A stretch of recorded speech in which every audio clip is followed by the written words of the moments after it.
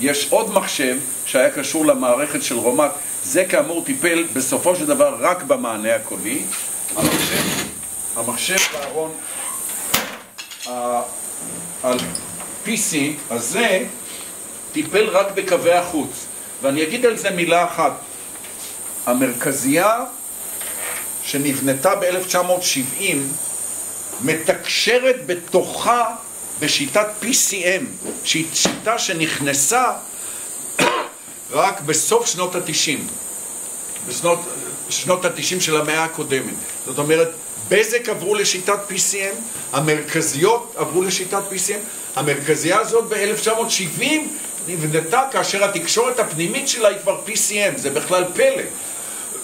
מה שהיה צריך לעשות עוד זה להכניס לה כרטיס PCM, עכשיו אני כבר לא מפחד לחבות אותה, להכניס לה כרטיס PCM, זה כרטיס שרומ"ט ייצרו, רואים עליו גם, כרטיס PCM שאפשר לה להתקשר PCM עם בזק, וניקי מאוד חכם בדברים האלה, ובזק מימנו לכל הקיבוצים את הכרטיסים האלה, כדי שהתקשורת של בזק מהמרכזיות ואל המרכזיות תהיה PCMית ולא תקשורת קודמת שאני אפילו לא זוכר איך היא נקראה.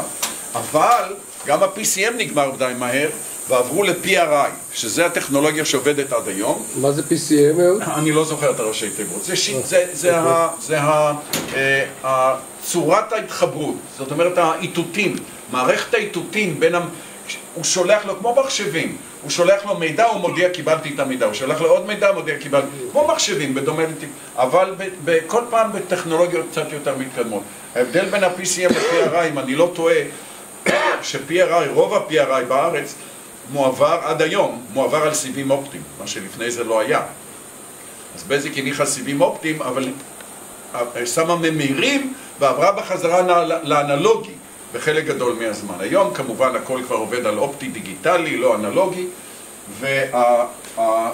וכשהכניסו את ה-PRI, הפסיקו להשתמש בכרטיס ה-PCM, והיה צריך לעבוד בשיטה חדשה של PRI. אז קודם, המחשב הזה היה עושה גם את המענה הקולי וגם את ה-PRI. זאת אומרת, שמשהו בו היה מתקלקל, גם לא היו קווי חוץ וגם לא היה מענה קולי. ואני זרקתי חמאס, זרקתי רומ"ט, לא חמאס, ודרשתי מהם להפריד את הפונקציות. זאת אומרת שרק אחד לא יעבוד. גם קווי חוץ לא עובדים, גם מענה קולי, והכל תלוי ביכולת שלי לתקן את המחשב. בסופו של דבר הם בנו מחשב נפרד, שזה עבד על קווי החוץ, מחשב ה-PRI, וזה עבד על המענה הקולי, זה מחשב קצת יותר חדש, נדמה לי אפשר להמשיך לדבר? כן. זה מחשב ה-PRI. אוקיי. בסדר? כן. מחשב ה-PRI שעבד רק על קווי החוץ, וההפרדה ביניהם הייתה ברוכה, כי כשאחד יתקלקל זה לא הפריע לפונקציה השנייה לעבוד. אני צריך, בגלל שיש רק עוד רבע שעה על הקסטה, אני צריך להזדרז, אז אני אזדרז. קודם כל דבר אחד אני צריך לסגור. הזכרתי את זה שניקי נתן לי ברשות לתחזק לבד את המרכזייה, וכשהייתי צריך תמיכה, הייתה תמיכה בטלפון, או אפילו היו שולחים טכנאי לפה עם טייפ, למרות שהיו לי 5 טייפים רזרביים, 5 או 6 טייפים רזרביים, כפי שאפשר לראות, אבל לפעמים מספיק שקסטה לא הייתה תקינה, כדי שהמרכזייה לא תענה. זה, תעשו חשבון, 16 שנה, חיסכון של 5,000 שקל בחודש, במשך 16 שנה זה הרבה כסף. זאת אומרת שניקי לעין השופט לפחות החזיר את החוב העסקי, לי הוא לא החזיר את החוב האישי, את החוב המתבקש מעבודה משותפת, שאני בעצם הייתי זה שלימדתי אותו, את הטדקס 1000 ברמה הראשונית. עוד דבר אני צריך להראות, אני מוכרח להראות. ניקי נסע לאמריקה, וניקי גם לא אוהב לשלם כסף, גם לא אוהב לקנות דברים, בטח לא כמתנות. אז הוא חזר מאמריקה ומשהו היה חייב להביא לי. מה שהוא הביא לי זה. ונדמה לי שסיפרתי לו פעם, ואפילו הוא לא זוכר. מה זה? לתדירן היה מכשיר גדול שסגר 24 זוגות חוטים על הקונקטור. נתן לחיצה וסגר את 24. לי לא היה מכשיר כזה, והוא עלה הרבה כסף אז בארץ. אז הוא הביא לי מכשיר שאפשר לדחוף כל חוט בנפרד לתוך הקונקטור. והגדלת המרכזייה שאני עשיתי, מ-528 עד 1024, עשיתי כל שלוחה 2 חוטים עם המכשיר הזה ביד לקונקטורים. נדמה לי שיש לי פה קונקטורים, אפשר לראות על מה מדובר. זה, הנה. לא, רגע. זה קונקטור של 24 שלוחות. 24 בצד הזה, ובני הזוג של ה-24 בצד הזה, ומה שתדירן היו עושים עם מכשיר, את כולם ביחד, מסדרים את החוטים, נותנים לחיצה אחת. אני עשיתי עם המכשיר הזה, אחד, כמה שלוחות? איזה 500 שלוחות. עשיתי את זה, וזה 24 שלוחות כל קונקטור. לא, אני אמרתי שאני עקשן, זה היה חלק מהסיפור, סקרן ועקשן. עכשיו, כמה דברים לפני שאני ממשיך, כי חלק גדול מהשיחה בכלל נוגע לאחרי המענה הקולי. קודם כל, המרכזייה הזאת מוחזקת על ידי ספק כוח ענק עכשיו, של 50 אמפר 48 וולט, שזה בערך ההספק שצריך לתת למרכזייה, או בעצם היא עובדת על... היא צורכת 44 אמפר מתוך ה-50 אמפר שזה מסוגל לייצר. אתם יכולים לתאר לעצמכם שלפני שהיה לי הגדול הזה, היו לי פה שניים יותר קטנים ועוד אחד בינוני שהתקלקל לפני שנה וחצי והחלטתי לא לתקן אותו. אז את זה כבר לקחתי מגן שמואל שהם החליפו את המרכזייה, סחבתי אותו לבד, כי בלי ספק כוח גדול כל המרכזייה נופלת. ועכשיו אני הולך לכבות את המרכזייה בפעם האחרונה. אני רוצה שזה יהיה מתועד. צלם. רגע, שנייה. אני לוחץ על הכפתור. אתה מצלם את האלה. אתה רוצה, אוקיי. אני לוחץ על הידית. כל הארונות יורדים. אני לוקח את המברג.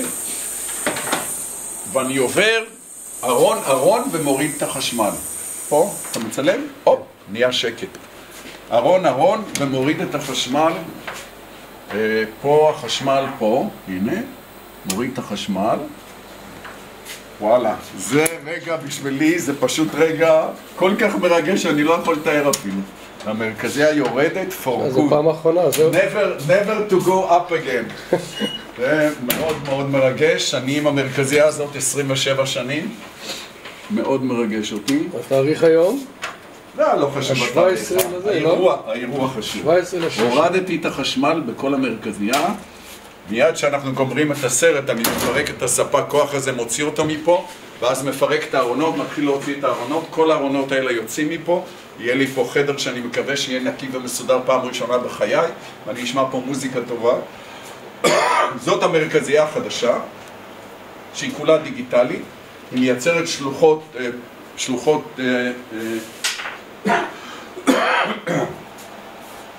שלוחות דיגיטליות שמומרות בחזרה לאנלוגיות, ואפשר לראות את הקבלייה, כמו הקונקטור שהראיתי. הקבלייה הזאת היא קבלייה שהייתה מחוברת לטאדקס 1000 ועכשיו מחוברת לארון הזה, וממשיכה להעביר את השלוחות לקיר של ה-MDF. ועכשיו יעקב שב, כי אני רוצה לספר על הקמת הנסר, להסביר למה הנסר קם ואיך הוא קם. נראה לי שזה הנושא, אולי המטרה של כל ה... יש לך 22 דקות? זה בסדר. קלות, כן, מ10 דקות אני אומר. אוקיי. אני חושב שהמטרה של כל הסרט הזה הוא להזכר ולשמור לזיכרון את הדבר העיקרי שיצא מכל הפיתוח שניקי ואני עשינו, והוא הקמת חברת התקשורת של התנועה הקיבוצית. והסיפור שהיה כך היה. זוכרים את הסיפור על החיוג הצלילי? איציק נבון, שעבד עם אלי גרטלר והיה אחראי לתכנן ולפקח על הנחת התשתית בעין השופט של הטלפוניה, תכנן גם את שדות ים. ובאחד הימים הוא ידע שאצלי כבר יש חיוג צלילי לחלק מהמרכזייה, וסיפר לו בועז שני, כיום מנכ"ל הנסר, סיפר לו בועז שני שהיה אחראי על המרכזייה בשדות ים, שהוא הצליח להשיג בשוק השחור כרטיס צלילי, שעלה הרבה פחות מהכרטיס של תדירן, אבל הוא מפחד לקרוא לתדירן להתקין אותו, כי הם ישאלו אותו מאיפה הכרטיס. ותדירן שלטו אז בשוק, חבל על הזמן. אסור היה להמרות את פיהם בשום דבר, אסור היה לגעת בקונקטור, כי היה להם איזו שיטת ליפוף של חוט מחזק, מיוחד, חוט מיוחד, מדונג. אני פעם עבדתי לחכות את זה, כי עשיתי כל מיני דברים מטורפים במרכזייה, והם הריחו את זה, למרות שהם לא ידעו. הוא פחד להזמין, איציק נבון אמר לו, שמע, יש לי בשבילך את הבן אדם שיעשה לך את זה, יש אחד בעין השופט שיודע לתכנת לבד כרטיסים צליליים. וקישר בינינו. ומרגע שאני פגשתי את בועז, נסעתי לשדות ים, כמו המומחה, באתי לשדות ים, הכנסתי את הכרטיס בסלוט 9, ניגשתי למדפסת, עשיתי טיק טיק טיק טיק, והוא התחיל לעבוד. ובועז היה כולו, איך מישהו מהקיבוץ יודע לתכנת את המרכזייה המטורפת הזאת. רבותיי, בועז שני, 16 שנה, מנכ"ל הנסר. מנכ"ל הנסר שהיא חברת התקשורת של התנועה הקיבוצית. והסיפור התחיל עם הפגישה הזאת ועם הכרטיס הצלילי, בגלל זה התעכבתי על זה כל כך הרבה זמן, כי הדברים, הגורל שמשחק בנו עושה דברים נורא מוזרים. באותו זמן כבר נסעתי לגן שמואל הרבה, כי פנינה ענבר שהפכה להיות חברתי ואשתי, אשתי כיום, ופגשתי גם את איש המרכזייה שם, איציק אורן, שכבר לא עוסק במרכזייה כי הוא בערך ב-15 שנה מבוגר ממני, ואני כבר גם כן בן 72, והוא עבר תאונה מאוד קשה לפני שנים בהתנגשות חזיתית, ונפגע קשה, אבל איציק אורן, בועז שני ואני, עבדכם הנאמן, הקמנו את חברת התקשורת של התנועה הקיבוצית. הקשר בינינו היה פנינה בגן שמואל, והכרטיס הצלילי בשדות ים, וזה שניקי סיים את הפיתוח של המענה הקולי, פתאום התבהר ניקי סיים. אנחנו סיימנו ביחד. זאת הייתה עוד התקופה שעבדנו ביחד, ונסענו בכל הארץ לחפש קיבוצים שיש להם תד אקסל לפחות. זוכרים את הסיפור על הרשימה מאחורי הדלת של תדירן? השגנו בתדירן בדרכי אורמה ספר מאוד חשוב לתכנות המרכזייה.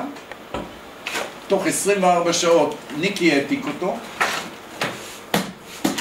ויש היום, נשארו שני ספרים כאלה, אחד אצלי ואחד אצל ניקי, והספר הזה פתח לנו דלת חדשה ואור שהוא לא בינארי, הוא ספר הסברים של איך עובדת המרכזייה, והמענה הקולי הגיע לשלב שאפשר היה למכור אותו. ואז התברר ככה, תדירן נותנים שירות למרכזיות, וניקי ואני רוצים לשים עליהם מחשב שמשנה את כל הפעולה של המרכזייה. איך עושים דבר כזה?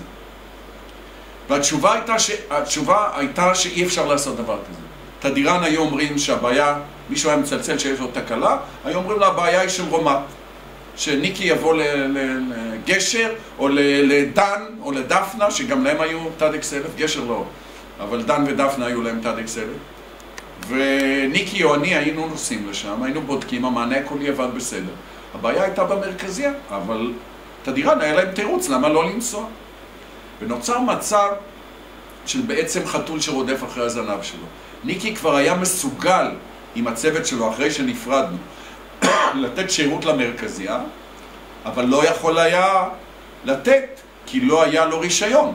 ובארץ, בשביל לתת שירות למרכזיה, צריך שני דברים. צריך רישיון סוג, לסוג המרכזיה שאתה רוצה לתת לה שירות, וצריך רישיון נסר, שהוא רישיון נקודת סיום רשת. זאת אומרת, זוכרים את הקיר עם ה-MDF? זאת נקודת סיום הרשת בעין השופט. הרשת של בזק מסתיימת בקיר הזה. מגיעים 20 קווי חוץ לקיר הזה, ומהקיר הזה ופנימה לכל הקיבוץ, זה בעלות הקיבוץ. זאת נקודת הנסר של הקיבוץ. נקודת סיום הרשת של בזק היא נקודת הנסר של הקיבוץ. אנחנו ב-1995, אנחנו זה כל הקיבוצים, שילמנו לבזק ולתדירן על החזקת התשתיות של עין השופט, תשתיות הטלפון, ומרכזיה שילמנו 16 שקל לכל שלוחה. 16 שקל לשלוחה ב-1995 כל חודש.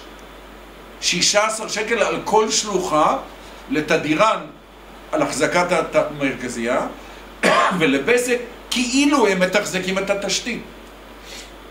אבל הוויכוח הזה שאנחנו משלמים לבזק על תשתית שבעצם שייכת לקיבוץ, על זה יצאנו למלחמה בבזק, 9 קיבוצים, בסוף 5 דקות.